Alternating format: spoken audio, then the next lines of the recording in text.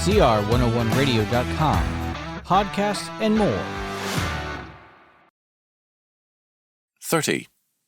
Dictatorship and Freedom. In almost every instance that totalitarianism has taken over a major country, it has done so in the name of liberty. People welcome tyranny in the belief that their liberties are being greatly increased. In only one direction is their freedom increased, however, and it is the, quote, freedom, end quote, to sin. When the Mazdakites took over the great Persian Empire and all but destroyed it, their appeal was to freedom. Freedom for sexual communism, and freedom to seize all private property. Greece and Rome had earlier taken the same route. Sexual freedom was given increasingly to people while their political liberties were removed and their properties confiscated by taxation.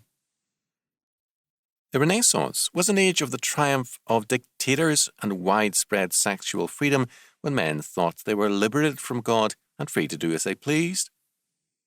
The triumph of Lenin was both preceded and attended by the rise of sexual freedom, and the same was true of Hitler. The banner of sexual freedom is thus simply a deception which spells slavery.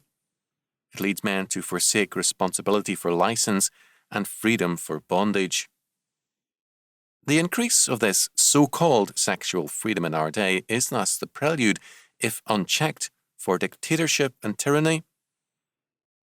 James calls God's law, quote, the perfect law of liberty, James 1:25, because it is the obedience of faith which makes men strong and free. Freedom to sin is not freedom, but slavery. It leads not to the liberation, but to the enslavement of man and the disintegration of his society. The only freedom which the sexual liberation movements produce is freedom for totalitarianism and tyranny. The world is being made safe for slavery by all such people. Our freedom is in Christ.